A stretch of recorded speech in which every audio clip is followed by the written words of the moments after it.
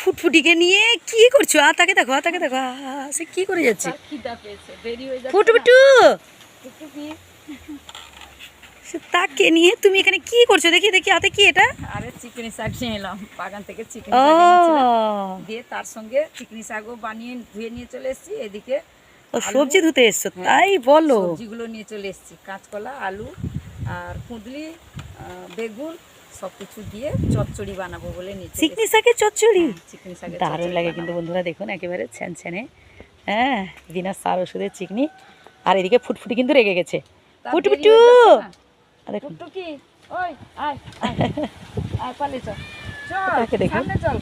আর বেশ সুন্দর বাতাসও হচ্ছে মা, দারুণ বাতাস হচ্ছে, বেশ ভালো বাতাস হচ্ছে। সে রেডি, চলো সামনে চলো, সামনে চল। তো যাই হোক, রান্না দেরি হচ্ছে কেন? মাছ দিয়ে তো ভাত একদমই তাই। তো চলো মা রান্না করে চলো। হ্যাঁ হ্যাঁ হ্যাঁ, তাড়াতাড়ি ফুটফুটু আয়, আয় আয় আয় আয় আয় আয়, চলে আয়, আয় আয়। দিয়ে দিলাম সবজিগুলো, সব দিয়ে নিয়ে চলে এসেছি।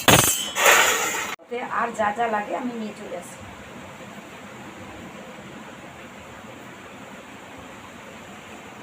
সবগুলো গুছিয়ে নিয়ে চলে এসেছি। শুকনো লঙ্কা দিয়ে দিলাম এবং একটু অল্প পরিমাণ জিরা ফোড়ন দিয়ে দিলাম। এরপর পেঁয়াজ কেটে রেখেছিলাম, পেঁয়াজগুলো অল্প পরিমাণ দিয়ে দিলাম।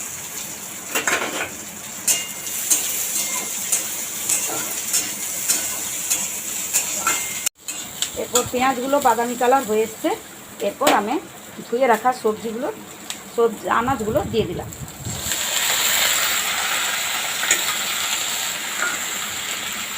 হলুদ গুঁড়া দিয়ে দিচ্ছি, তো লবণও দিয়ে দিলাম। এরপর এটা মাখিয়ে নেব, হলুদ এবং লবণ সবজির সঙ্গে ভালো করে মাখিয়ে নিচ্ছি। এরপর কিছুক্ষণের জন্য একটা ঢাকনা দিয়ে দিচ্ছি। আপনারা কোথাও যাবেন না।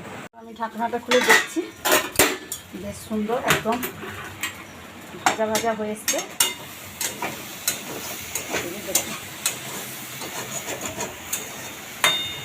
ভাজা ভাজা হয়ে এসছে।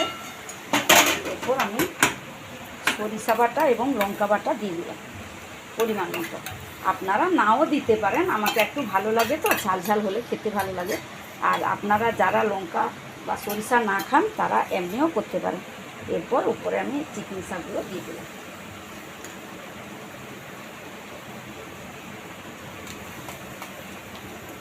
এরপর আমি আবার কিছুক্ষণের জন্য ঢাকনাটা দিয়ে দিলাম।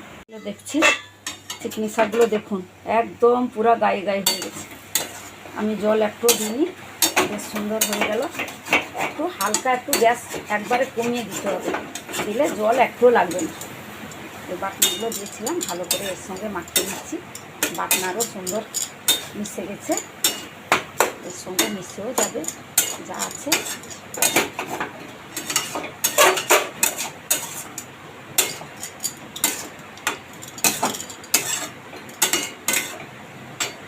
এরপর আমি একটা তেজপাতাও দিয়ে ধুয়ে রেখেছিলাম, দিয়ে দিলাম তেজপাতাটা।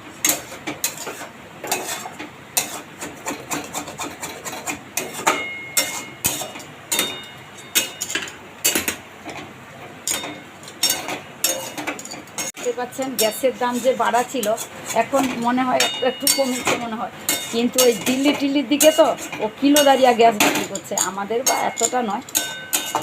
আমরা সেই জন্য কদিন উনুনে রান্না করেছিলাম, সেই জন্য দেখাতে পারিনি। আর এখন গ্যাসে রান্না করছি। এইভাবে চিকনি শাকের চচ্চড়ি হয়ে গেল, একদম জল দেবেন না। এইভাবে আপনারা বাড়িতে রান্না করবেন। ভালো থাকবেন, সুস্থ থাকবেন। কমেন্ট করতে কিন্তু অবশ্যই ভুলবেন না। টাটা।